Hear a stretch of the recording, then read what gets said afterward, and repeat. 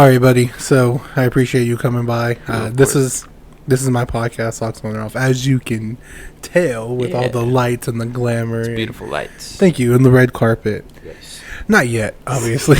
Working on that. I am 20 subscribers away from 300, though. Ooh. I know. I need to figure out how to get those up. Yeah. What are you gonna do for your 300? That's a great question. I'm not sure. Yeah. I never thought that far ahead. Yeah. Do something. I know. I'm excited now. Then 4 and then 5. Probably get some strippers. Yeah. Not really.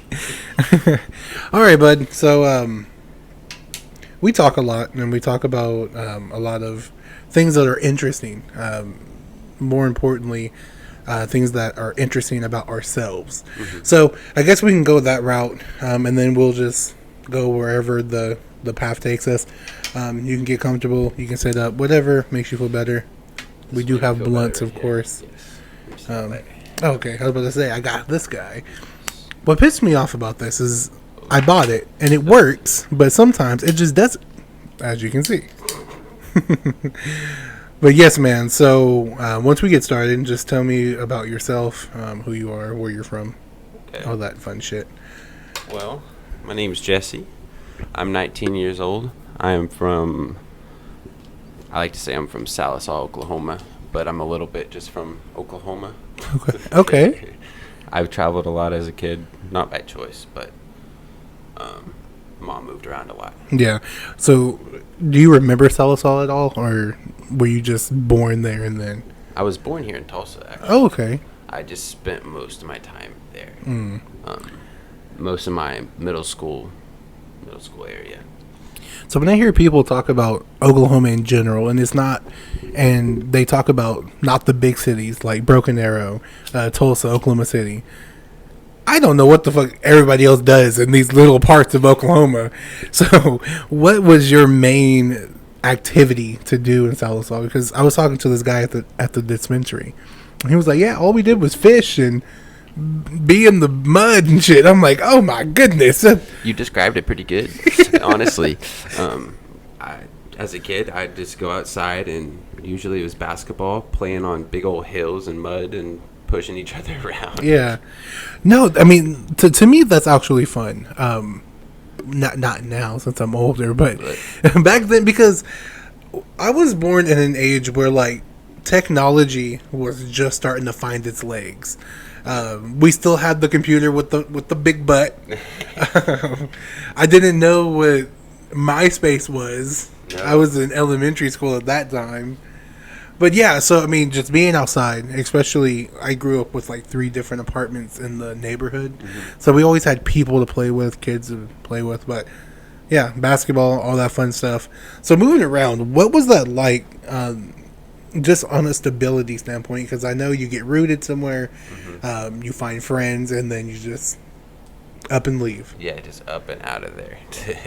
It was a lot of that. It was a lot of, as soon as I got friends made, I never really spent more than a year at a school until I hit middle school and went to Sallisaw. Mm-hmm. But it would be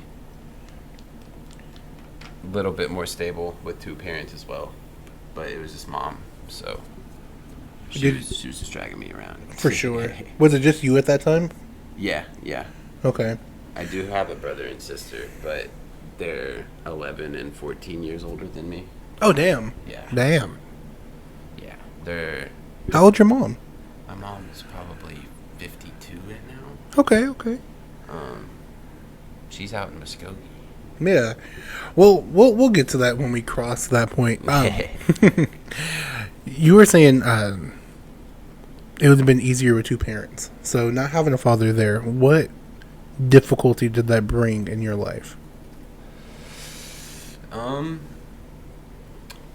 lot of financial issues. That just because my mother was not doing the best, so not having that second income, Mm-hmm. and then just not having that father figure around to teach you fatherly things. Right. And that's what people don't understand is like how similar we all are in the sense of like the struggle. your story could be told by so many different people that looks differently from you. But the fact that we all grow up without a father, or we all grow up with parents who are not doing well, it shows the blueprint of how we can heal as a people, or as just humans in general.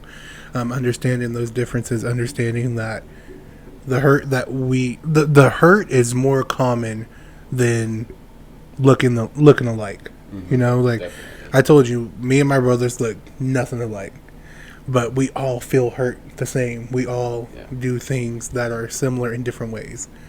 So, what was the biggest impact in your experience? Because you said teach fatherly things. That's a big thing. Mm-hmm. But do you think as you got older, you understood certain things that you felt like you should have known? Like for me, learning how to carry myself, learning how to be confident, learning how to fight. I feel like those are big things that I missed out on. So minus everything else, like shake a man's hand with firmness. That's things a father's supposed to teach. Yeah. But like more of a how can I put it? Like an everyday aspect. This is how, like I said, carry yourself. This is how you protect your family. So what was a big thing that you felt like you didn't learn? Ooh, that's a good question. Oh, thank you. I feel like I was rambling, so I get to these spurts where I feel like I talk a lot and that it doesn't make sense, but then the person's like, "Oh, that's a good question." I'm like, "Yeah, it was." Yeah. I made it that way. Well, you throw some descriptive words in there, and then you ask it again right at the end. Yeah, which is a good way to do it. But something that I didn't learn. If you want to talk like in the side of it. Oh yes. Yeah. We all nervous, so I feel like if you have it like this, it's more of a blocker. Hiding from the camera. Yeah. I had this girl with her titties out on the podcast, so she can do it. You can do it. She can do it. Anybody can do it. I know. I'm telling you. Got my gears turning on that question though. I don't know. I feel like go ahead. No, I feel like I didn't learn a lot of things, but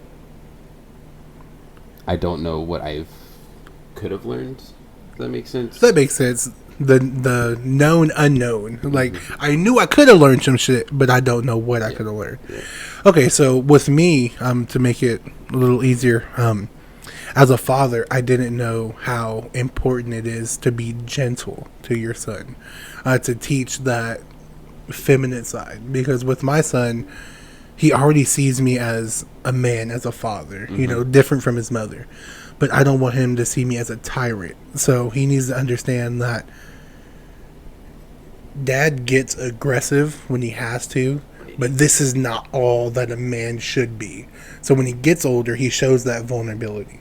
When he gets older, he can be around other people who are more sensitive, or people who only grew up with a mother that, like how I was, super timid, super insecure, and I want to teach him ways to embrace everybody, So that's one of the things that I didn't learn, how to be sensitive. Like, again, I was a sensitive person, but that came from my mother. Mm-hmm. I didn't learn how to be strong with my sensitivity. I only knew how to lash out or throw a fit, like different shit like that. Yeah. Like with my son, when he cries, I'm like, get up. Like you want to give him coping skills. Yeah, yeah. Like why did you get in trouble? Why did this? Like feel this hurt and use it for something. Use it for a learning experience. Definitely. With my mom, she would always. Gentle pain. Yeah, super gentle. Like, of course, well, when I was younger, they used to whip our ass, by the way. God, I look back at it, and I'm like, man, we really used to get our ass whooped. Damn. But now they don't. I got touched with a twig, like, once. Really? Yeah. God, man. And the one time, it terrified me enough because we pulled over on the side of the highway, and she made me go pick my twitch and beat me with it. Yeah, that's a thing. That one time, it was enough. But no, man, I was afraid of these type of cords until I was like 15. No. Get the whipping action. Yeah, have you ever got hit with these? No. These leave. I got hit with a hairdryer. Okay. You know, that's a thing.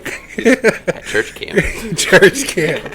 One time at church camp, I got hit with a fucking hair dryer. Dude, she fucking yeeted that thing at me. I don't even know what I did. I just remember her coming out of that room, and I just watched it fly at me. I had a big old circle right here in the middle of my stomach. Golly. See, parents, stop beating your kids. You can whoop your kids. Stop beating your kids. Golly. You know, there's this one quote that I'm going to hold on to for the rest of my life, and it's, sometimes parents, that's the only power they'll ever have. Beating them kids? No, just being a parent. Oh, being a parent. Okay. Yeah. You can tell a kid to sit down and they'll sit down. You can tell them to go to the room. You can hit them. They can't hit you. That's the only power some people will have. And that, to me, is sad because now it is a revolving door of pain, abuse, sadness, and not enjoying what life and children are supposed to be. I got a question for you, though. Oh, what's up? What's the way around that? So, with me, identifying the hurt,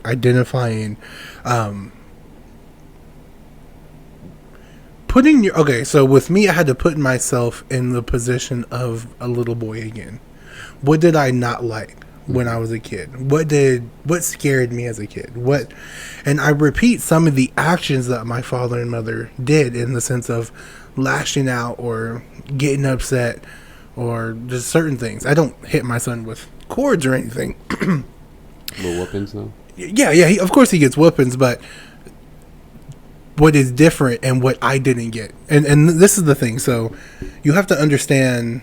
So like there's, in a sense, there's a subject and then sub-subjects.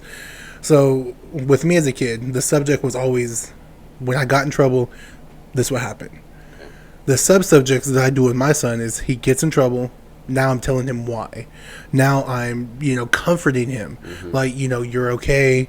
This is what happened. So when he gets older, it's not the sense of abuse. It's now discipline.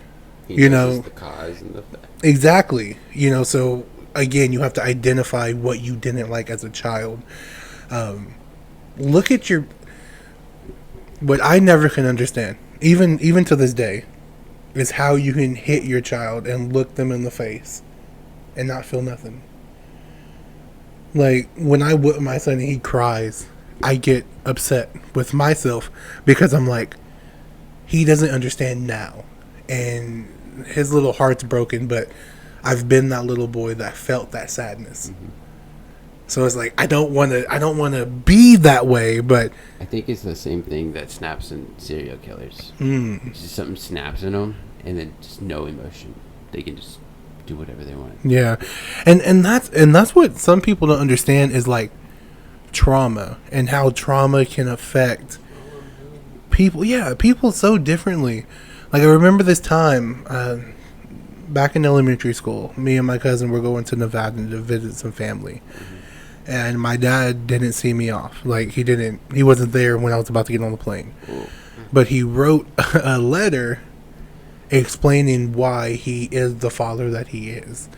And a part of me felt sympathetic, but another part felt, well, why not be that father that you needed? Why not be that man to me? So it's different. Even now, sometimes with my son, I feel awkward in situations because I've never experience what that feeling was like. Mm-hmm. But you're starting that, so yeah, he knows when he grows up and he has a kid, he now knows how to properly, right. Like, I see all these other people with their children and how comfortable they are, like, oh, I love you, Dad, or give me a hug, or let's do family night and we can all act silly together. Mm-hmm. That I never experienced that. So being silly or being loving, that's so uncomfortable. Like when my son asks me to dance with him, like he's actually enjoying it. He's not going to make fun of me for it. He's not going to, whatever the case that I. Same way. Yeah. So now, even growing up, I used to hang out with some of my church family, and going to their house, they were what I wanted, mm-hmm. and I was always shy to do things because I'm like, nah, like. We don't do this, and what broke my heart, it was actually a couple weeks ago. I was at a family barbecue with my podcast partners, in-laws, and he asked me, "Did your family do anything like this?" I'm like, "No, unfortunately not." You know, yeah, like every time we get together, first of all, all of them are yeah. First of all of them are alcoholics, so they're going to get to the point of irritation, and second of all, they just fight. And now I have so many cousins who are of age that were raised by these not so good parents. Yeah. And now it's like, Bad way to put it, yeah, the disrespect that they show their parents, to the cousins, to even themselves. Yeah. I'm like, well, what the fuck do you guys expect? Yeah.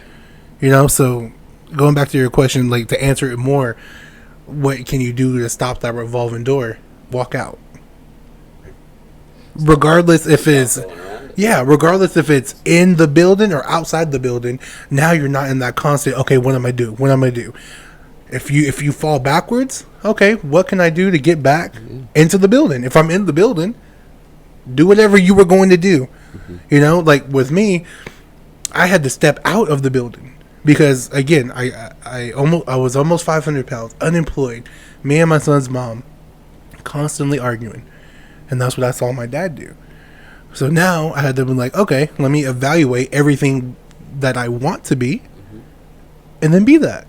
And now I feel like I'm on the inside of this building, and now I can do, anything I want to do now is possible. Yeah. Because I'm not stuck. Just gotta believe. Yeah, I'm not stuck in that constant reminder of pain, hatred, sadness, regret, neglect, all that type of shit. It's his mindset. Yeah. Do I still turn around and look at that revolving door and be like, damn, everything I experienced in that, it sucks. Everything that I thought I was good or I thought I was bad at, everything that I told myself I wasn't, that was all there. Just watch it. Do I deserve to even be in here? Do I deserve to have a son who loves me? Do I deserve to have a wife that only wants to? Is hard. Exactly. Especially after trauma. And all you have to do is turn around and appreciate what is now in front of you. And that is so hard. Every day I struggle with that. You know, like I find myself in this mode of falling back into old habits. And sometimes I think, why am I falling back in these old habits? I tell people all the time that I'm changed. You know, I preach on the podcast that in order to be better, we have to change X, Y, and Z. Mm-hmm. And then I start to feel like a failure in a sense, because now I'm not living up to who I portray to be. Mm-hmm. And that's who I was as a teenager. When I go to church, I was a church guy. When I was in the hood, I was a hood guy. And that identity thing killed me. And my family let me know that I was a hypocrite. They told me I wasn't good. Like, they told me these things. So when I still get upset with my son's mom, or I still get depressed about some things, all I can feel is my audience calling me that hypocrite. And I get down on myself. But what we need to understand is, even here's an analogy. If a bodybuilder wants to get stronger, they have to keep lifting. That's their discipline, right? Yeah. They're gonna get sore, and it's gonna fucking suck. Yeah. That's that, in my opinion, hypocrite phase. But then eventually, that weight gets easier, and you do not get sore anymore. That's your healing phase. That's you being a different person. But if I want to get to this next level to be even stronger, guess what's gonna happen? I'm gonna be sore again. Yeah. It's not that the soreness goes away because now I'm stronger than what I used to be. No, each level comes with its own difficulty. Each weight comes with its own soreness. Oh, different soreness. Yeah. Exactly. So the more I'm progressing, the more I'm going to feel like a hypocrite, because I used to be this way. I still kind of am. But 90% of the time, I'm not that man no more. So it's that 10%. Yeah, it's that 10%. But it's like, without that 10%, how do I know how far I came? Thinking back when I used to text my son's mom all this mean shit, or be so depressed, I look back at that and was like, oh fuck, wow, look how far I've came. I'm not that way. Yeah. Like, okay, yeah, I'm sad that it happened. I'm sad that... But I know tomorrow, I know in an hour, I know in 2 hours, I'm going to be happy again. So each level you go to, understand it's going to have its own sadness, it's going to have its own hate, and your old self is still there. It's going to tell you this new person should not exist because I'm still here.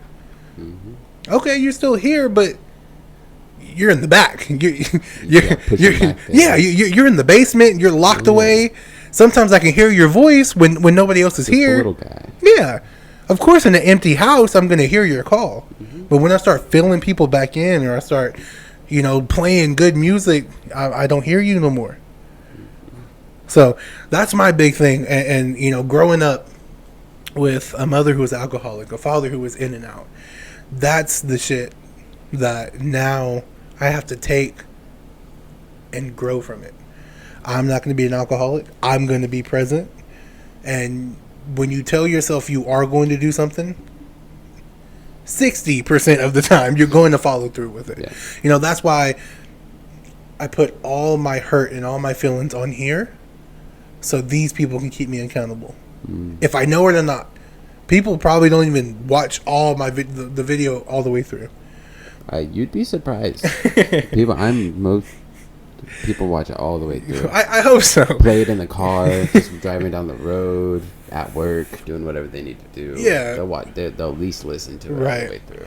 Because I know when I stop doing this and when I get lazy with myself, somebody's going to text me, hey, where's the video? Or somebody's going to text me, hey, you're inspiring. Or the reason... Keep doing you. Yeah, so I think I told him once.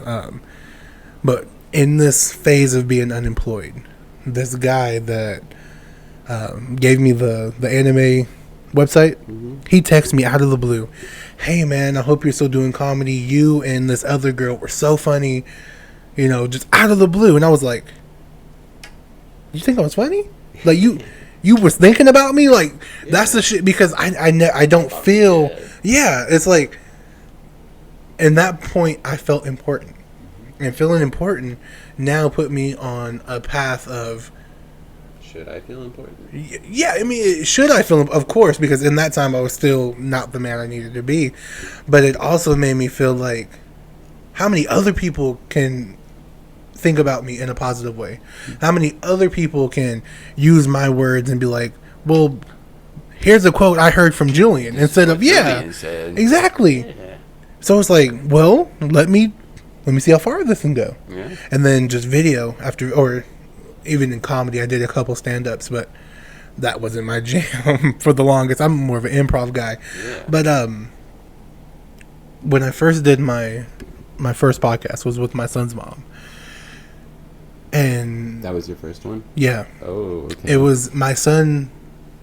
Was he born? Yes, he was born. He was a baby. Hearing my voice play back in the car, she was irritated with it. She had postpartum. I should have dealt with that a little differently. That's another topic for another time. But in that little bit of time, yeah. Oh my gosh, in that little bit of time where I heard my voice and I heard how clear it was. I heard the truth, the pain, everything. I'm like, this is something I can do forever. Yeah. And then episode 2, episode 3, and now 50 plus. Mm-hmm. I'm going to die seeing how far this can go.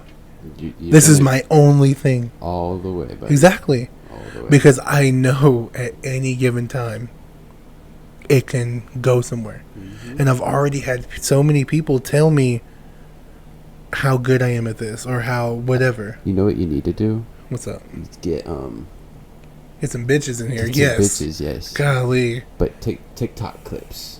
I have a couple. Cut some videos up. Get like some 30 seconds, some funny ass clips, and post them on TikTok and let them blow up. I know, man. YouTube channel. Yeah, I have a couple and they hit like 270. So okay, yeah, you just gotta keep doing it. Yeah, that's what. Yeah, I just need to keep doing it. Let it get on the For You page. As soon as it hits like 1,000, it starts to blow up. Yeah, and that's the thing. Like people where I'm from, even this now. 280 subscribers. Even that now is unfathomable. That's a lot. That's more followers I have on like any social media. Yeah, and even though I don't get 200 views, just knowing 280 people are like, yeah, get that ding. Yeah, even that. I mean, it's just something about what can be happening. You know, when people will be like, "Oh, even if I inspire one person, that's the best for me." They will probably never know they inspired somebody. But living with that idea that you may have, to me, is worth it. Possibly 280 people. Yeah, like, I mean, again, I had this girl, she texted me, I'm glad I found your podcast. You know, you're this, you're that. You know, I hope to be on one day. And, like, she was fine as fuck. And I was like, it's like, baby girl. Yeah, possibly we can make it happen. Yeah, we can definitely make this happen. But no, I mean, even it's when you start finding life and happiness and joy inside yourself, you'll be surprised who will gravitate towards that. You know, beauty is not what you look like on the outside. We all get that confused. Beauty is what your inside can make a reality. But in your mind, like this podcast, I mean, of course people can watch it, but listening to it, listening to my voice, to the story, to the hurt, to the pain, in your mind, it becomes reality.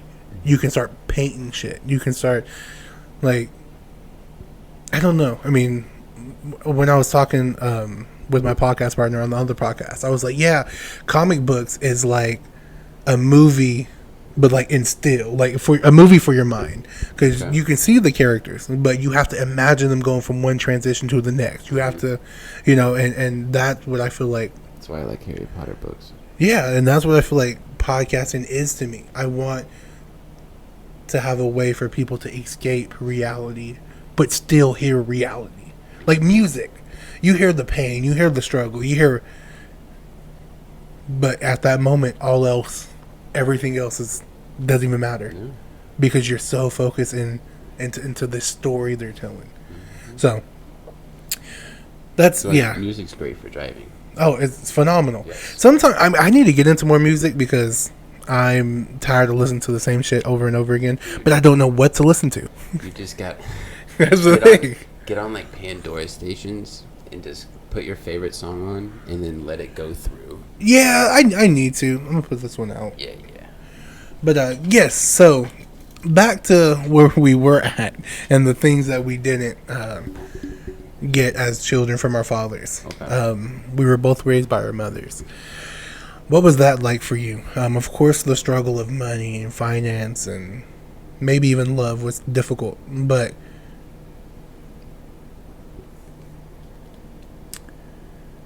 I'm sorry, I'm trying to form a good question. Are you good? What is one thing you remember about your mom that was negative? And then what is one thing that you remember about your mom that was positive? Ooh, okay. Yeah, I can go first if you want, but... No. Negative thing is...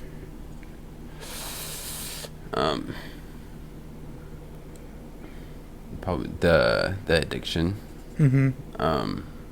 Growing up, she's always been alcohol, cigarettes and everything. Eventually, other drugs. Mm-hmm. But later on in life, this past year or so, when she came to sober up a little bit, get off the alcohol, sober up, she's replaced the addiction with gambling. Okay. Which is interesting. Healthier in a sense. Healthier. It's healthier, but it's still like it's not. It's like it's not. Like, you got a lot of money. Yeah. You could have a bit more money. Right. I got close to the mic there. I'm sorry. No, it's fine. Like the closer you are. I forgot how close I can get to it. Yeah, you can get all up in there. Get it ASMR all up in there. Is it like kind of directional? Can you get the? I think so. So. Yeah, so how that difference in volume? Yeah. Well, if you take it off, there's like a little mic in there.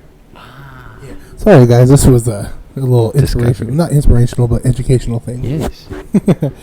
But okay, so yes, the addiction is so difficult for everyone. And parents don't understand how difficult it is for their children. Maybe some do. Actually, I don't know. I don't know where I'm going with this. Because addiction is so hard. And we forget that our parents are still individual human beings. Everything we feel, they feel. And sometimes we forget that our parents are human. We want to think of them as parents first. That's a difficult thing to ask for someone, because I can't be super dad all the time. Especially from a child. Exactly. Like I can't be happy. Sometimes my son wants to play, and sometimes I don't want to play with him. Sometimes I want him just to leave me alone. It's like the question, why? Exactly. It's like, why? You must know the answer to every why.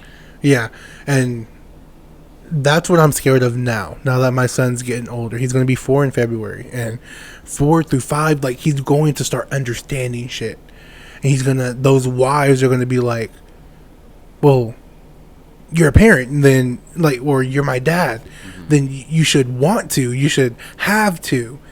Well, son, do you want to do X, Y, and Z sometimes? No. Well, neither does daddy. Do you want to be, but again, yeah. A kid's emotion is so sensitive because this is all new to them. You know, my son, like, thinking that my son is only 3 years old blows my mind. That's short as fuck. Yeah. I've been out of high school longer than that. Quick. Yeah. And it's like, next thing you know, he's going to be 6, getting into everything. Man. But you have to understand, it's like, the things they ask from you, they do it out of love. And they don't have anyone else. Exactly. They don't have no other intentions. But why? Yeah, why?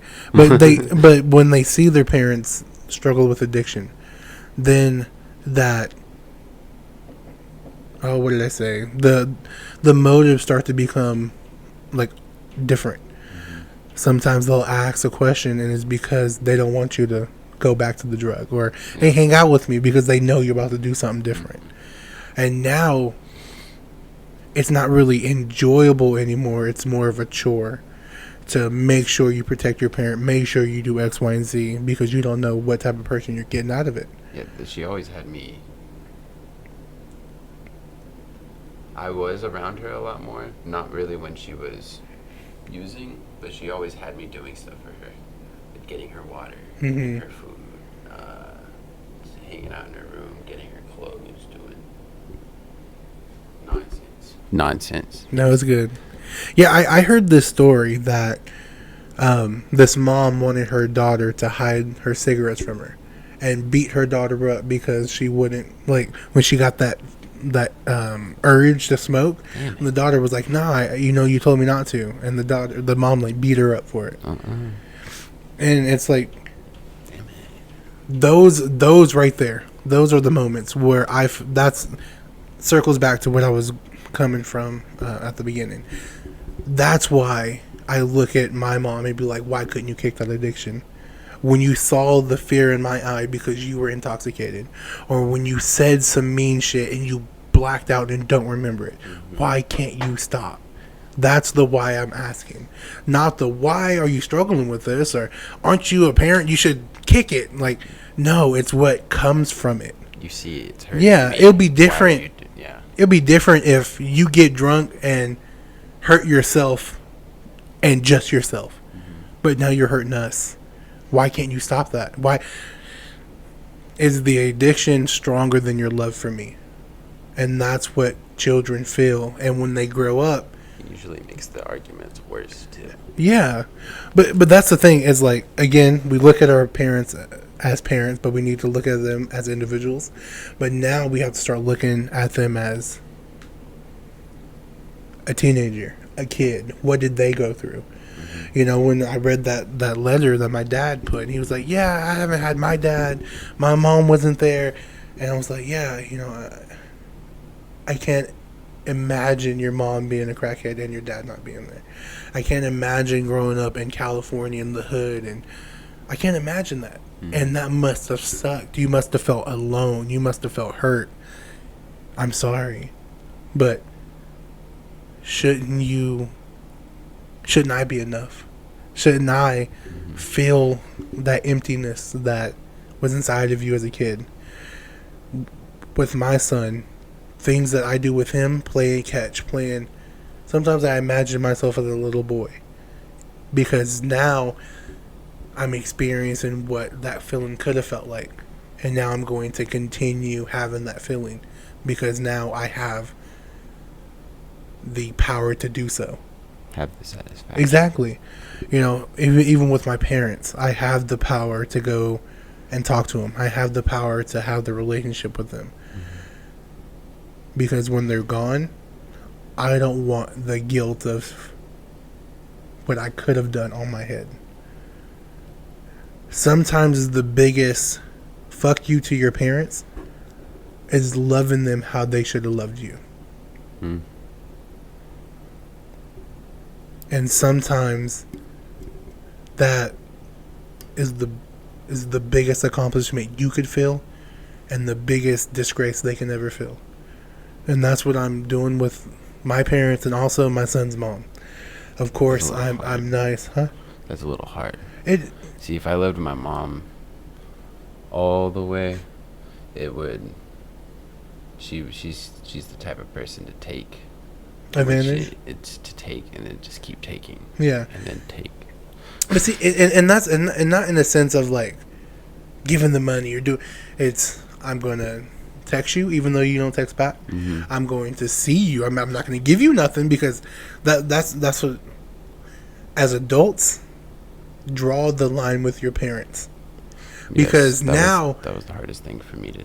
Yes, it's like yes, you still have the title of kid, but once you leave their presence, you're an adult. So you need to keep that sense of identity wherever you go. Be an adult first and their child second, because you're always going to be their child first, but you need to be an adult first and draw those lines. With my dad, you're not going to talk to me disrespectfully. You're not going to treat me how I treat my 3-year-old. You're not going to yell at me because I yell at him. You're not going to tell me to shut up because I tell him to be quiet. Yeah. But again, we're going to talk as father and son. That's where it's going to be. Adult. Yeah, Adult that's gonna. Adult. Yeah, I'm still gonna have that respect because I know you. I know you're gonna get loud. I know you're gonna. But when it crosses the line that I set, not that you set, because I'm not that little boy that you can whoop anymore. I'm not that little boy you can tell go to your room. That's the power you had. Yeah. This is the power I have now, and your power is not stronger than mine. Regardless, and my siblings are struggling with that now. My brother's 21, and my sister 21. He's something, and my sister's 19, and the other ones are 16 and 15. Are they still in the house? Yes. That's where it gets hard. Right. And, I try to tell the ones who can move out that they need to. Yeah. But of course, there's pushback there. But I'm seeing with them now they have the power to be like, okay, now I'm an adult. You're not going to talk to me this way. But most of the time, the resentment is still there in the interactions with their parents. Yeah. So with my sister, she's upset with my mom for a lot of things, and most of the time, she doesn't talk to my mom well. But I understand. Attitude. Yeah, but I understand. Why she would feel that way. I understand. In my opinion, I don't feel like children should make amends with their parents. Should not. That's my opinion. I don't feel like a child should be beat. I don't feel like a child should be neglected, mentally abused, and then grow up and have to be like, okay, I forgive you for this. Yeah. Because, okay, another thing. I was talking to one of my friends. She's a nurse. Lovely lady. She has a beautiful daughter. And we were having this conversation here that, parents and children should reconcile. And she believes that if you're an adult and you have a bad experience with your parents, you should. Then I was like, okay, cool. Go home, look your daughter in the eye, and say, I'm going to beat you. I'm going to yell at you. I'm going to neglect you. I'm going to have these different addictions. And when you turn 18, it's your responsibility to forgive me. And she was lost for words. I was like, exactly. Yeah. That's what basically you're telling these kids that felt this shit. That your feelings should not matter now that you're an adult. Well, their feelings shouldn't have mattered when they became parents. Their feelings shouldn't have mattered when they became adults. Why does it have to skip to me? Why can't I be an asshole to them? Because Of course it doesn't. It's not. Hatred and hatred is gonna feel more hatred, but who hated who first? Who did I learn this from? Who wasn't there when I needed them? it's like that. Who the chicken or the egg first? Well, of course the chicken had to lay the egg. The egg doesn't come from anything. So that hatred that our parents are the chickens. Yeah, and the egg is us that was supposed to be nurtured, was supposed to be kept warm, was supposed to be loved. And then when we finally understand that shit, we're supposed to just forgive it. I look at all these kids, in my opinion, all these white kids that had their parents, that had love, I'm supposed to be okay that I didn't have that. I'm supposed to be okay that my parents didn't love me as much as their parents loved them. I'm not supposed to be okay with that. I shouldn't be okay with that. And that feeling is what is making me the father I am today. Because it's not his fault he was born. It's not his fault that I'm flawed. It's not his fault I have no money in my wallet at this moment. You gotta take care of it. Right. Mm-hmm. We look at our children as I look at my son as a possession in the sense of I'm going to do everything in my power to keep anything from damaging something that I hold dear to me. And I'm not saying possession as if I'm a dictator or anything of that sense. It's with this house, I'm not going to let nobody come in and destroy this house because it's mine. Mm-hmm. But if somebody comes in here, or if I drop my Xbox or break my TV, fuck it, I can just buy another TV. Yeah. And that's how parents look at children. Oh, just a child. Like, I had him. Just make another one. Yeah. Just have more children and neglect them. Stop caring about their feelings. Most parents do. If you go around and look at these parents who are not good parents, they hold their shoes higher than their children. Their child can step on their brand new Jordans and get the life beaten out of them. My son can come in here right now and break my TV. He's gonna get an ass whooping, but it's not. I'm still gonna love him. I'd rather that break than you die. It's most of the parents are just so angry. Exactly. They're just so angry at everything. And that's the thing. They're not happy in any way. Right. And that's the thing. I wish I can talk to my parents before they had us. Mm-hmm. I know that's weird, but if I can tell my dad, heal before you have kids, if I can tell my mom, this is not what's going to make you a good mother, then they would have healed and we possibly would have had a better life. I would have been okay being poor and felt loved. Yeah. I would have been okay seeing these kids go to Disneyland if I knew that I can go to my mom and dad about anything. Mm-hmm. I would have been okay with that. Mm-hmm. I would have been okay struggling right now knowing that when I get rich, I'm going to take care of my parents because they put me in this position. I'd have been okay with that. They emotionally supported you, yeah, so you'll financially support because they were hurt teenagers. Mm. My dad was 15 when I was conceived. Young. Yeah. Young. And it's like, even if you were 15, buddy, even if you were 15 is a hard age. That is. Even if you were 15, 16, high school. Yeah, you have to go through so much life, and you didn't heal from when you were a boy. Yeah. But when you would have held me and looked at me, something should have snapped. We talked about psychopath. The instinct of being a parent should have snapped in you. Mm-hmm. And say, I'm going to protect this regardless. I'm 15. I don't have an education. But I know I have to work to make money. So I'm going to do just that. I'm going to do that, make money, support. And back in those times, I feel like yes, we move fast now. Like, little girls are making twerking videos. Like, but back then, like, with no social media, no, like, parents had to work. You had to grow up. Mm-hmm. You know, people did shit more maturely back then, in my opinion. You can make money anyway now. You go on the internet, stream, do anything.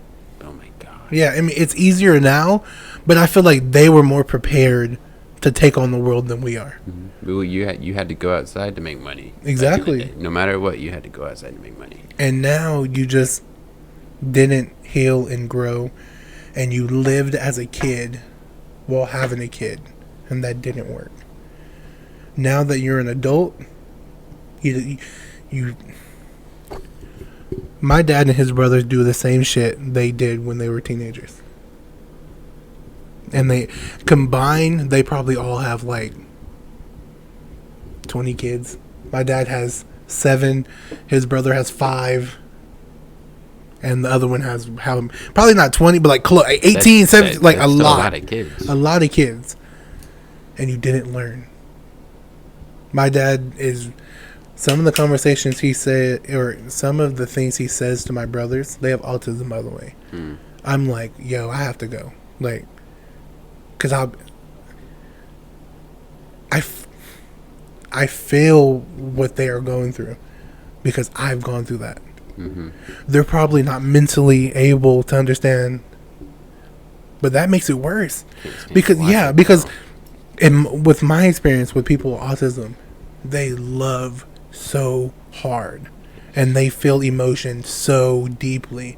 Yelling at a 6-year-old autism boy that he's stupid. How do you think that feels? You know, and it's weird. It's hard to even fathom. Look, like I probably don't remember this because I blocked it away. But like, okay, so when my son was born, he had to get blood drawn. It hurt. He cried. Mm-hmm. But if I ask him about it, he doesn't remember. Mm-hmm. So I wonder how I felt when I saw my parents become my enemies in my eyes.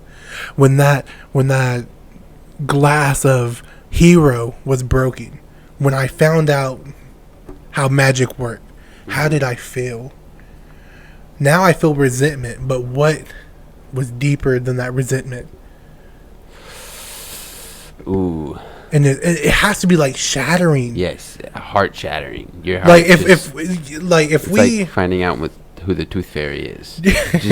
but like, deeper, yeah. Like if I could, much deeper, right? If I can, if I could have the mental capacity as a 24-year-old when I was whenever age I found that out, probably would have killed myself. Like, you have to understand that's a crazy fucking hurt. Yes. Looking at your parent when they're sloppy drunk and there's no one home in their eyes. Trust gone. It's so fucking crazy. Mm-hmm. Like, my mom has said some shit to me blackout drunk, and I was like, hey, this is what you said to me. Oh, I don't remember. But I do. Now I have to be left with that. And you, quote unquote, are not to blame because you don't remember. But now I have to remember that. Thank you for that awful memory. Yeah. My mom did anyway, this wasn't it got really deep and I got really high. But anyway, but no, it's a beautiful thing to talk about because people who are being parents or even parents now have to take what I'm saying and evaluate my life. Evaluate my words and be like, well, what can I take from this? What can I add? What can I, dismiss? Again, that revolving door, step back outside. Mm-hmm. Look at where you want to go. What kept you in that little circle? Did you not hit the exit on time? Were you afraid you were going to get smacked? What kept you from going in? And now once you're in, what's keeping you from looking back? And now once you get comfortable, how are you going to maintain that? And then eventually, it's second nature. Kevin Hart can go up on stage right now and tell 50 jokes comfortably. You know, Tom Cruise can become any person he wants comfortably. Mm-hmm. Because they found out where they wanted to go. They understood what kept them from achieving. They found out what not to do to keep going back, and they got comfortable. That's what we need to do. Is be comfortable in the life and in the ideals of who we want to become. And then we'll become that person. And then we'll maintain. Just be comfortable with change, right. too. And that's the thing. Feeling like a hypocrite when you're doing better, it's going to happen. Yes. But you have to maintain that love, maintain that idea of I'm going to get better. Because the only way to not be a hypocrite is not be a hypocrite.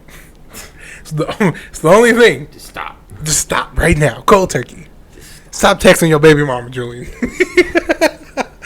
but I mean that's just the big thing. So I know the addiction was pretty difficult with you as a child. But what is a thing that your mom did that you really enjoyed?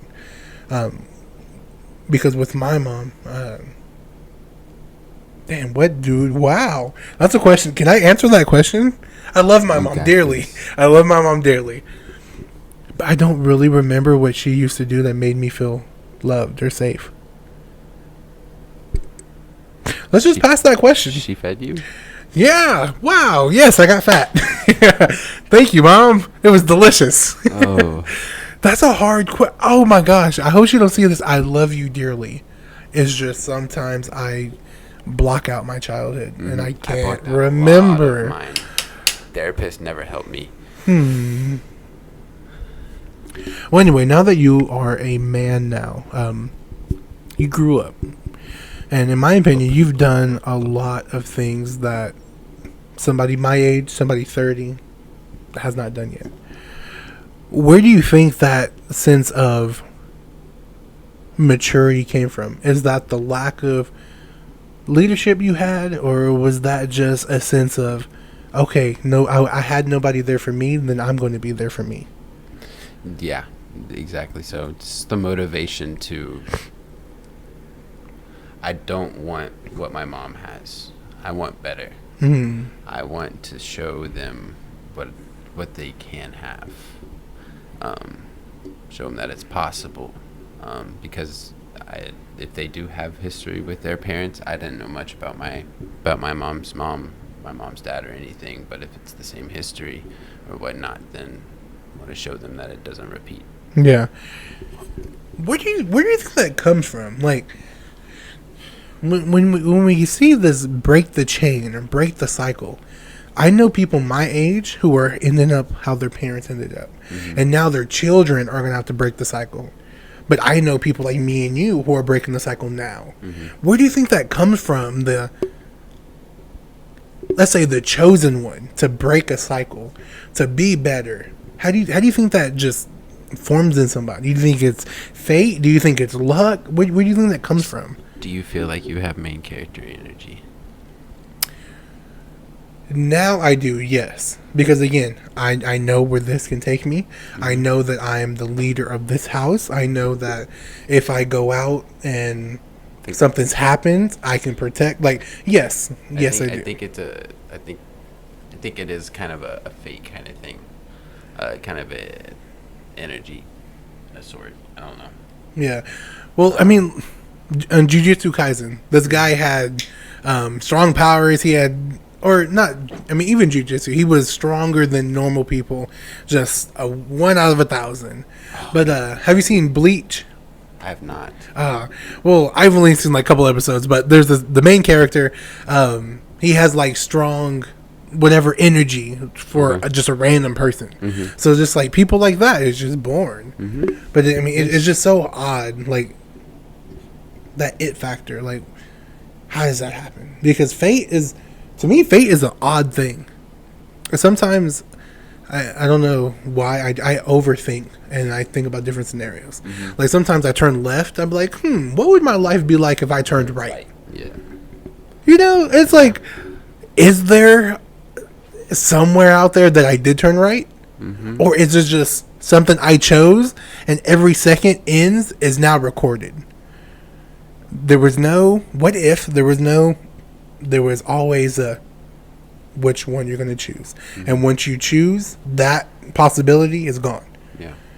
So I wonder how that is, because it's sad seeing people my age, because like you said, this generation, it's easy to do anything, and it's easier. Very easy to do literally anything. Right. This is, to me, this is the time to be alive. Yes. Like, even though there's racism, there's still a lot of things. We have phones that can now capture things. We have social media that we can reach people we will never meet in a day of our lives. And we know the future technology and what needs to be developed. Exactly. And it hasn't been developed unless the government's not been telling us, but you never know. Right. But no, it's like, yeah, we have the idea of everything. Like you said, we know technology. Back in the day, our parents, there was no way they were going to think of YouTube, of Google. What the fuck? No. I'm going to be able to watch a video that somebody else made in my hand? Does your mom use your phone, like use the phone with one finger and just like... No. She, and that's the thing. So my parents are young. So when the iPhones and shit came out, they're about like early 30s ish. So they had time to like understand shit. And that's the thing. Like all these people would be like, then damn. First of all, we're not millennials. We're Gen Z, by the way. But they were like, oh, these damn millennials and their technology. Well, it's people your age making the fucking technology. What do you mean? It's not like people in their 40s, 50s right now, up in the billionaires. Yeah, that don't understand it. Well, it's your kids who had the idea, who now gave it to us. Yep. But I feel like now it's such an important time that our ancestors didn't have. Is now we can either shape our children for good or shape it for bad. Because now you're seeing all these kids with obesity because they don't want to go outside and play. But technology is a good thing to have, you know? Like, again, reach people, make a merch. Like, we need to make it to where this technology is now going to be good in the future. Because it's only going to get better. How can we now make it to where we're still healthy, we still interact with each other physically, physical touch, physical everything? They'll probably do that with simulation and VR, like to the extreme. But do you think it will fuck up our physical body? Because our mind, yes, it can perceive pain without there being pain, but that's only nervous. It's not really muscle or cells or whatever. Well, that they can do like suits that can probably electronic probably tase you and shit. Then that would be cool. Because like, I mean, that would be cool. Because like I can literally go to Fiji and feel like I'm in Fiji and still, well, like, I'm still fat, but still be in shape. there's a gadget that where you can, each partner has one, and one kisses on the other side, and the other person can feel it through the thing. It's like that. You can put the suit on. Someone gets shot, they can feel it. Yeah. So I'd love to get shot. I mean, like, not actually get shot, but they get the feelings with the body and everything. But anyway, be a good parent, guys. But yeah, so there's one thing that you've done that not a lot of people I know have done, and it's being married. Yes. Tell me how that went down. What the even process of the process of even coming to the conclusion that I'm going to settle down at 19. It was we found each other from a young age. Yeah. Yes. So later too. And it wasn't until we've been together for about 3.5 years. So it's been a while, but we've been married for I want to say 3 or 4 months, and it probably wasn't until about 2.5, 3 years I wanted to get married. Okay. It was just kind of we went through high school together, we graduated together, and I could foresee a future with him. Okay. And so we just decided. I talked to him about it, and they agreed. They've been talking to me about it as well. But it is it's a commitment, and it's a very hard commitment because. So with that commitment, how did you know at 19 that you were willing to make that without really knowing who you? Because people say men grow or they mature at. I heard 27. Other people say 21, whatever. Not when you stop growing, when you stop mentally maturing. So how did you know that that was an adult decision and not a hurt teen decision? Well, or can you make that answer now? I would have to ask you that when you're older, I guess. I would say ask me that later. Because I'm trying to think on the answer. Yeah, because you don't know. That's the thing. I know that I love them. Of course. And that I would and willing to start a family with them in the future. But I don't know. That's just a very hard question. Yeah, for sure. So, yes, so I'm going to make it personal with me. So, me and my son's mom knowingly had unprotected sex and didn't prevent my son to be born. Leave it to her. She said I planned it. Maybe I didn't. I'm not going to. But anyway. Do you know? Do you know the answer to that question? No. So that's Take the fifth. Okay, so no, not at all. So, yes and no, and I was agreeing with you by saying ask me in the future, because at that time, 100% ready. Totally. 100% ready. I can be a dad. This shit's easy. Show up, love your son, get money. It's easy. Now, boy, was I wrong. This shit is difficult. Yeah. Okay, don't have kids, and it's not. What's the hardest part about it? Just the parenting or the trying to keep everything stable? Or the hardest thing about being a parent?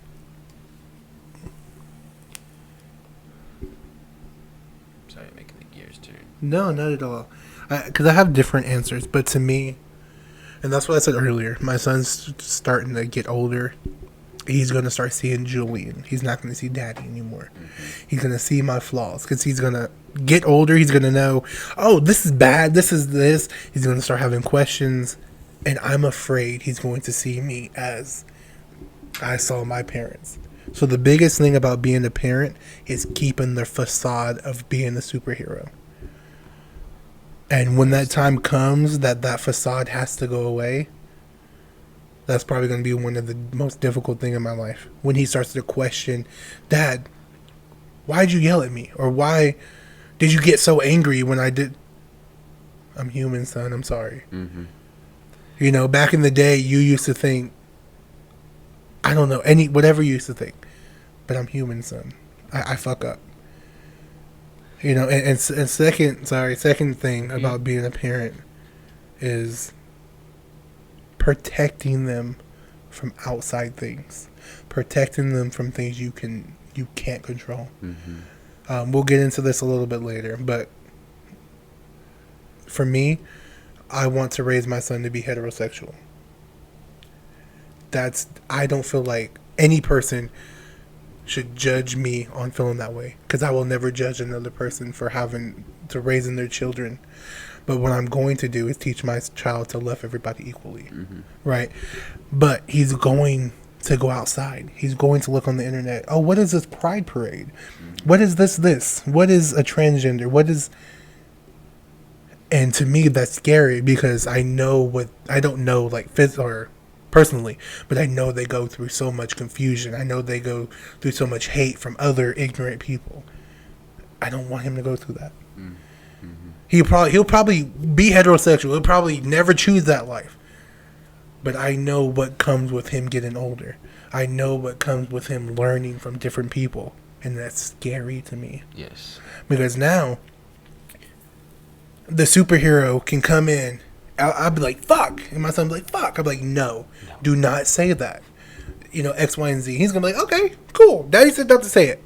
But when I get older and I say, fuck, my son say, fuck, don't say that. Well, you say it.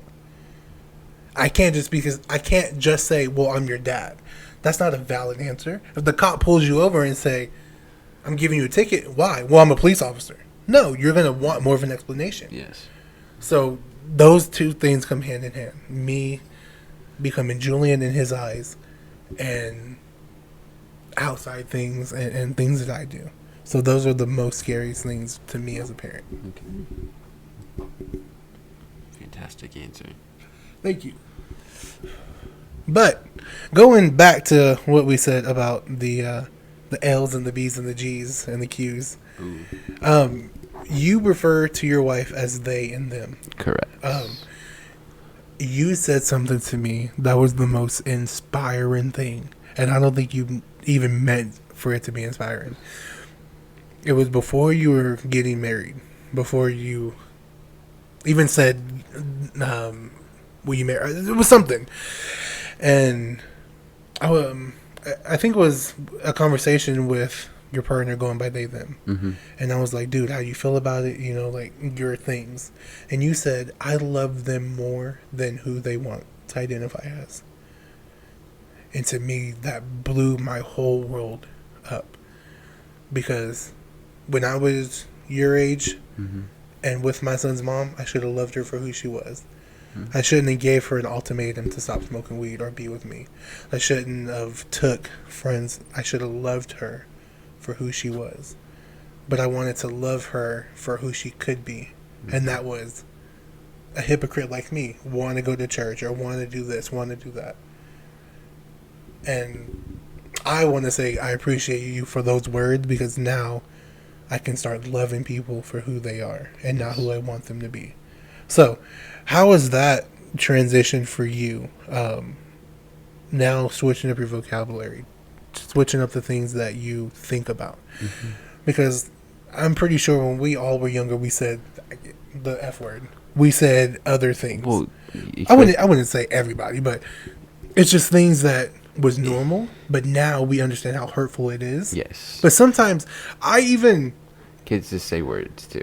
Yeah. Without even the meaning behind it. They don't even know the meaning behind it. Kids just say words. Right. And like even now, so I'm a big comedian. And if there's something funny, like I don't know if you have me on Facebook, but it was yes. You do? I'm pretty sure I do. Oh, I hope so. But I'll have to check after this. it was with the new Peter Parker, the new Spider-Man, and Miles Morales. But I guess Peter, the guy who plays Peter, I forgot his real name, but I guess he did a movie where he was gay, and the caption said, if Miles and Peter met each other. I thought that was the funniest shit in the world. Some people would be like, oh, that's offensive. Why would you like make fun of gay? It wasn't making fun of it. It was just comedic. It's just comedic. And that's sometimes hard for everybody, not even the people in that community, to understand. That was a meme, and people got to understand that memes cannot be offensive. Right. Well, sometimes. I mean, I've seen some, but no. Okay, so in my opinion, yes, I've seen racist black jokes. I'm like, that's the funniest shit ever. There was this guy. He was making a TikTok, and it was like, "Tell me you're white without telling me you're white," and his fire alarm went beep, and he went over there, changed the battery. It was like, all right, see y'all later. Devastating. But I'm like, it's so funny because I've been in black houses where that motherfucker goes beep, just beep, beep. But I understand that he knew that, of course, there's white people who let it go beep, but it's funny because, yeah, I mean, he knows. There's a crowd that gets it. He knows it's predominantly funny stereotype in this community. It's not being mean. It's not being. We should look at that as a growth. Like, yo, we know We know your people like this. But I'm not saying it to be mean, because y'all make fun of it all the time. Yeah, just joking around. Yeah. So let me be comfortable with you saying our stereotypes, and let you be comfortable with, like, all the time. Mm-hmm. Because once we start finding offense in everything, we'll never heal from nothing. Nope. Like, some people can find that video and be like, oh, that's so racist. How dare you stereotype all black people? But then I'm going into your house and it beeps. Like, motherfucking change the stereotype if you want to change the world. Yes. You know, like, even if it's not, like, watermelon, I don't care if people say black people love watermelon. I fucking love watermelon, okay? That's the best shit. $5. If you go to my refrigerator right now, there's some watermelon in that motherfucker. Because there is. Because I bought some, okay? Yeah. It's delicious, and I will never feel bad about that, because the history behind it is after slavery, the black farmers, their watermelons were better than everybody's. So to make it to where people stopped going to them, they made it a propaganda to, well, that's all black people make or eat, and make it comedic. So now we're a joke. But no, we're actually good at this. This was actually something we actually did. I wonder what's the deal with the Kool-Aid. It was cheap. And we could buy it with food stamps. It was 35. You're buying some fucking delicious flavoring for 35 cents. I was buying it for 50. 50 cents? Yeah. Really? Depending on where you go. Because I've seen some like 35 cents.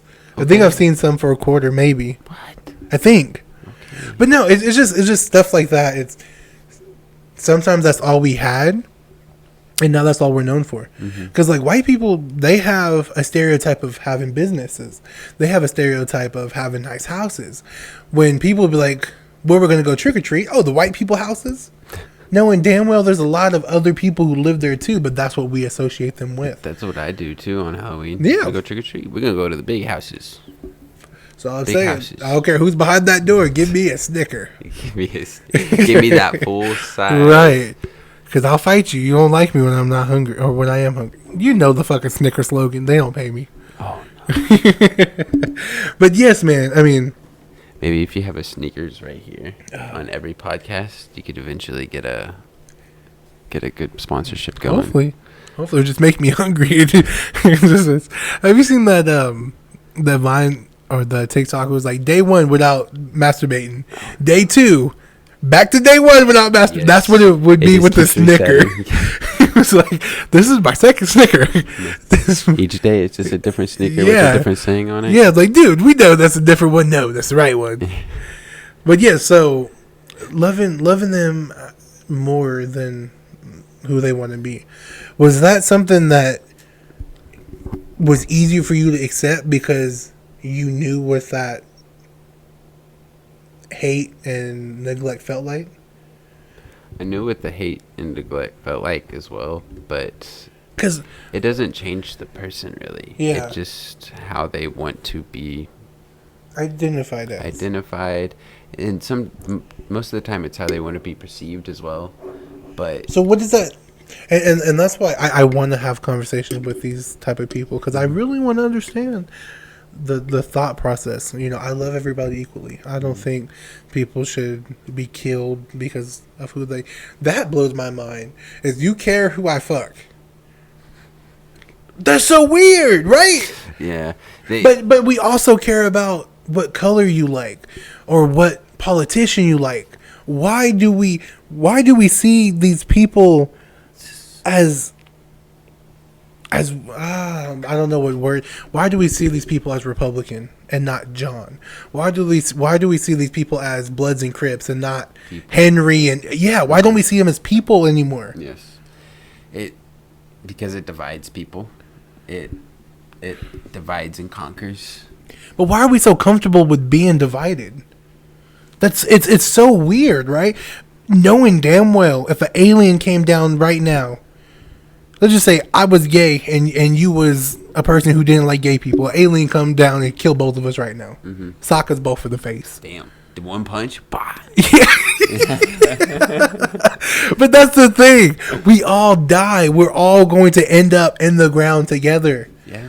Yeah. You we're know, all and like, going to the same place. and that's what. Yeah, people get upset. They're in a like, landfill. yeah, they're like, oh, you're not a woman because you have a dick. When you die, and 200 years from now, and they dig up your bones, they're gonna be like, this is a male. So the fuck what? Let them 200 years from now think I'm a male, but right now you're gonna call me what I want to be called, exactly. Because that's how I feel. Mm-hmm. And on the flip side, I don't feel like you should expect people to call you a they them, because that's not their reality of perception. Mm-hmm. When they look at you, they're going to perceive you as what they want to, because it's their reality. People, and that's the thing. Like, I understand people should be treated equally, but I also believe you should treat people however the fuck you want to treat them. Mm-hmm. If you don't want to call them they them, that's cool. I don't feel like those people should be like, well, you should, because I identify that, or I identify as that. But for me, I don't identify you as that. Mm-hmm. Who's right? And nobody is really right or wrong. Mm-hmm. It's getting past your differences, either going your separate ways and not talking again, because that's the easiest route, or coexist to where now when you see that person, you know they're going to call you something you don't like. How are you going to react to that? Or just don't talk to that person, period. Mm-hmm. Stop holding grudges on how somebody feels. If they're not hurting you, and people think like verbal hurt, of course mental abuse is a real thing. Yes. But if they look at you and be like, I'm not going to call you they them, that's not mental abuse, in my opinion. That's just, okay, now I know how you feel. I'd rather you tell me how you feel than talk behind my back or be malicious to me and me not know the reason. Yeah, but it's kind of a respect kind of thing, though. Like, right, but not everybody respects. That's why I feel like people should just allow people to fight, because if you're not going to call me they them, I'm going to punch you in the face, and then we're going to fight. And whoever wins. That's how most people are. But again, like, let's just say, I mean, but not literally. Yeah, okay, so I had a they them come into the dispensary. I was like, ma'am, feel free to come on back. Oh, I go by they them. I will probably never see you again. I don't give a fuck. Just accept the me mistakenly calling you a miss and be like, all right, you don't know me. We're probably not going to see each other again. Mm-hmm. I'm just going to go about my day. Why does that internally hurt you so much that now you have to tell a person that you'll probably never see again? Yes, random people.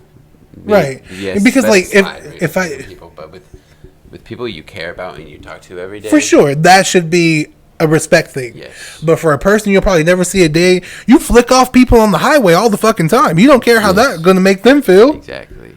So I don't feel like you should feel a certain way if somebody who doesn't give a fuck and respect the people who are calling you they them. Respect and hate the people who don't. Not hate them, like be mean to them or fight them. Do what you want to do, but stop. I heard this thing. If 100 people call you pretty, and one person call you ugly, you're going to think about that one person rather than all the people who called you pretty. Mm-hmm. That's what we need to stop doing. If somebody don't want to call you what you want to be called, well, let me go somewhere where they will. Mm-hmm. Let me go somewhere where they respect me. But it's when the other people who go out, there's straight people who kidnap gay people and kill them and hang them or like tie them to poles. What in you makes you want to do that? That blows my mind. Yeah, I was about to snap. I'm sorry. Because you really sat down and was like, man, this guy like sucking dick. I'm going to go beat him up. Yeah, okay, he's getting his dick sucked. You have no girlfriend, sir. So he's winning in my opinion. Let him enjoy. That's kind of gay. I love everybody. But no, man. I mean, and that's the beautiful thing that I'm excited to learn from you. So, you have anything else on that that you want to drop some game on? I don't know. No, it's cool. So, getting married or finally saying, "Will you marry me?" and "I do," and all that fun shit. Scary, by the way. Yeah. Terrifying. Give me a whole breakdown of just the 2-3 days that led up to the "I do." Oh, literally, I had to find the venue. So we ended up going where I took them for their first date, which is a little park in Glenpool. Okay. Thought we redid the whole first date pretty much. That's cute. And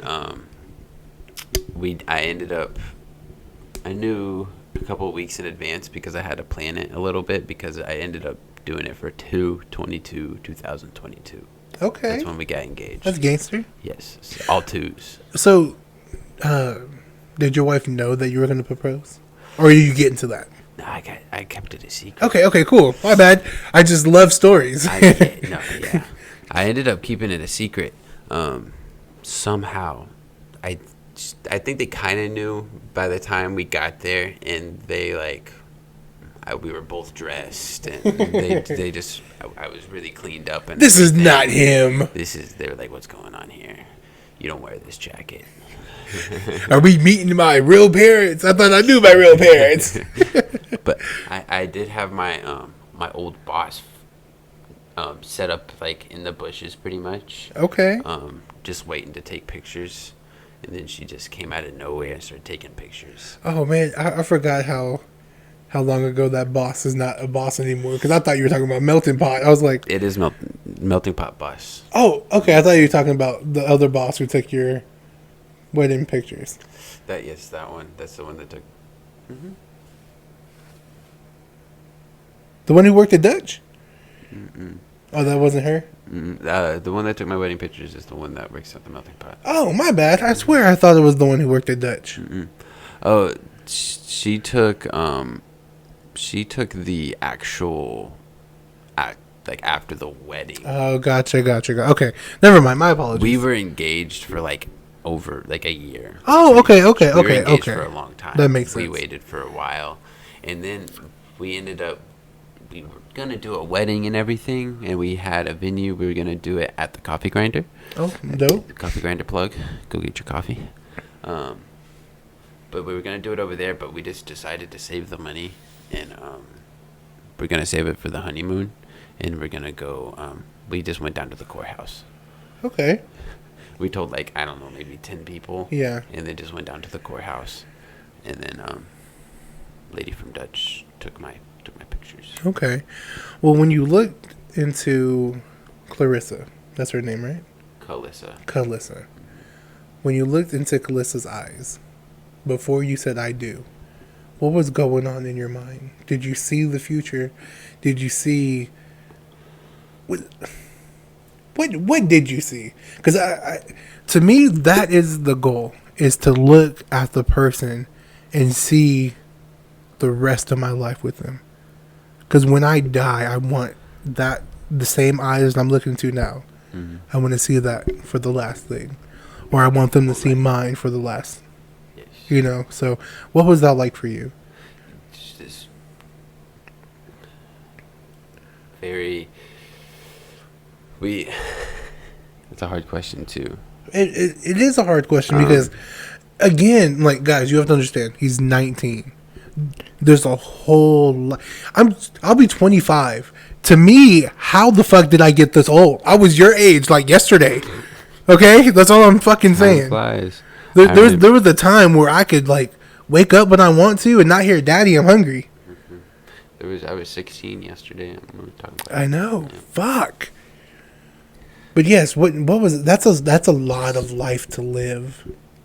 But it's possible, and that's the beauty of it. I just thought about, I don't know, all the good times we have, all the good, the good future that we're hopefully gonna have. I had a lot going through my brain then.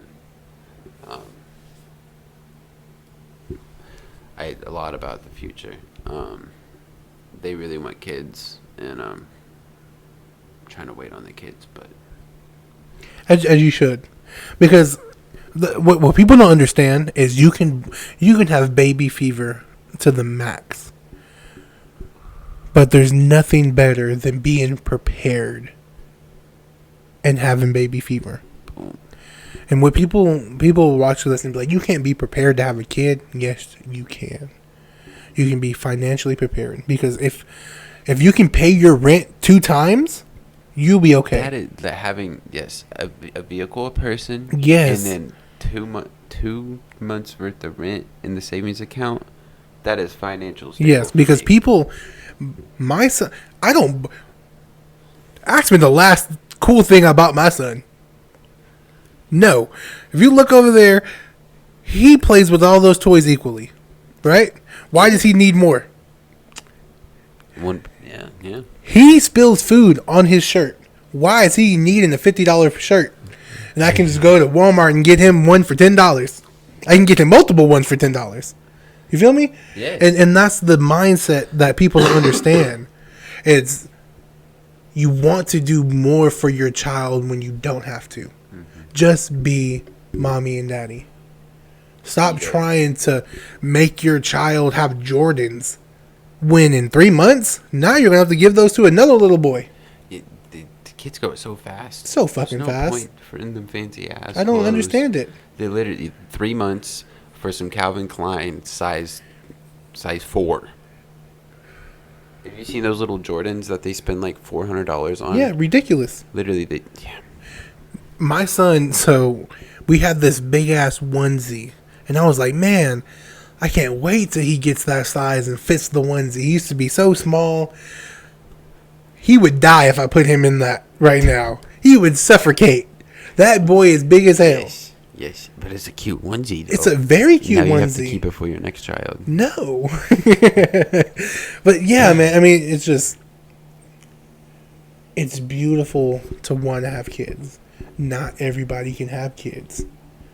But what's more beautiful is spending as much time with the person you love and experience as much as you want. Yes. And be like, wow, let's have a kid to experience this with us. There's nothing now, even if I got back with Akila, there's nothing I can do now that would be my and her's first time together. It'd be me, her, and Elijah. I can't bust her down in Mexico on the first night whenever I want. Yeah. Because Elijah's there. Yeah. And especially he's going to get older. Yeah. So experience your life with the person you love for as long as you can, and then make the decision to be like, I want another addition to this experience. I want to go see a mountain before. Right? Like, or an ocean. I've never seen an ocean. Really? I've never been. That's okay. It's wet. Yeah? There's sand. There's sand. There's a couple sharks. Yeah. That's so what I I'm went scared to Galveston, and their ocean is not. It's like brown. What? Their slogan is, our ocean may be brown, but it is salty. Do you think there's still sharks in there? Yeah. I'm terrified of sharks. Really? You need to be terrified of orcas. You know what they do to great whites? What? They make them their bitch. They fuck. There was. Look this up. An orca killed a shark. Mm-hmm. The sharks left for a year. The sharks did not come back to that spot for a year. So fuck that. Yeah. God. They eat their liver and be like, all right, see you later. Nice little snack. But after this, we'll look up some orca thing, like orca facts. They make great whites their bitch. Damn. And it's so, because they're smart. Yeah. They're smart. They gang up on, they're the wolves of the sea.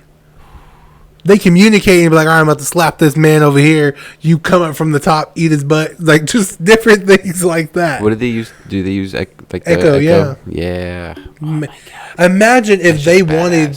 I wish I could do Echo. Yeah. Imagine if they wanted to kill humans. Oh. Nobody's swimming ever again in their life. Never. Because if you get all the orcas and they make a wave, they're killing everybody. No more. Imagine an orca tsunami. Damn. Yeah. They say Sharknado, but. Texas, gone. Gone. Their guns can't do nothing in They water. cannot. Man, you better get the whalers. Or no, even then, they can. Yeah, you'd have to get the Navy or something. I think they could. They get so. You think they deep can underwater. capsize? Oh, yes. They'll probably push it over because if they all got together. If they're killing whales, I'm sure they can capsize a boat. Yeah, they do be fucking up They whales. get if they get enough of them, they gotta get enough of them though. Man, there's this comedian. Ants. He's albino. It makes the story funnier because he's albino. Yes. But no, he was like, man, we should be glad that animals are racist. And he was like giving different combinations. So basically, like, what if an eagle and a dog just work together? You can't run from any of them. Or like a bear and a lion. Dude. You can't win against one of them. How are you gonna win against two of them? Never. The double, words are hard. I thought you said the devil. The devil. Okay. Just imagine the devil. Yeah. Yeah. If he wasn't racist. The devil. You think the devil's racist? Yes. Definitely. Me too. I think there was degrees of heat, and they would just. I don't know, man. They put all the black ones. It was I just fucked hit up my down damn there. nose ring. I got a nose ring, guys. I don't know Do if you you can think- see it. Ooh. I hit it and it hurt really bad. I was such a bitch today. Did you get it today? Yeah, because my sister was like, "It's gonna go fast." It's gonna be like, "Nah, that shit gonna hurt." They're like, "Oh, you got tattoos? Fuck it." I cried Is that when why I you had got me these here at tattoos. 5? Yeah, because I was driving her. But that shit, it hurt. Damn. But anyway, I don't know what that had to do with anything. Did but you get a clamp on it? Yeah. Oh no. it's the fucking. It looks like a. You know those things you take staples out. The staple. It looks like one of those. It was a metal one. Yeah. Oh, Or no. no, I think hers was plastic. Oh, you got lucky. The metal ones. Oh no. Anyway, I can't do the metal one. but the double what you were saying, the double something. I don't know. Okay, no, it's fine. How did we get from marriage to animals fighting? Oh, orcas and whales and shit. Yes. Yeah, don't be afraid of great whites. The ocean is a good place. Yes. Yeah, I mean it's fun. It's just salt. It's, What about the jellyfish? Do you seen, like killer jellyfish? nah, I haven't seen killer jellyfish. There's a gnarly jellyfish. You know what's crazy? I saw a jellyfish be born, and it was the weirdest shit ever. It's this fucking, this tube, and it just like pulsates, right? And then a jellyfish just pops out of that motherfucker. It's so it's weird. You wouldn't think it's like this can giving birth to a fucking jellyfish. Devastating.